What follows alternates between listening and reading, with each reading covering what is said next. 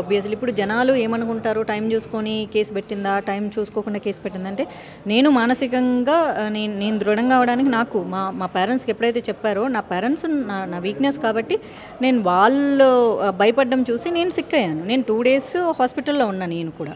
So నేను mentally చాలా స్ట్రెస్కి feel అయ్యాను అనమాట. సో నా స్ట్రెస్ చాలా ఇంపార్టెంట్. నా పేరెంట్స్ ఎప్పుడైతే స్ట్రెస్ ఫీల్ అవుతారో వాళ్ళని చూసినప్పుడు నేను స్ట్రెస్ ఫీల్ అవుతాను. వీళ్ళ కోసం నేను స్ట్రెస్ ఫీల్ అవ్వను అసలు. సో మళ్ళీ రికవర్ అయిన తర్వాత ఈ ప్రాసెస్ అంతా చేసి నా దగ్గరికి అన్ని అక్నాలెడ్జ్మెంట్స్ వచ్చిన తర్వాత హాలిడేస్ 1 week అందరికీ తెలుసు. అండ్ జనాలు ఏమనుకుంటారా, ఇన్ని రోజుల తర్వాత పెట్టిందా, జనాలు ఏమనుకుంటే నాకేంటండి, తిట్టింది జనాల్ని కాదు కదా, నన్ను కదా తిట్టింది. It is my feeling, my emotion.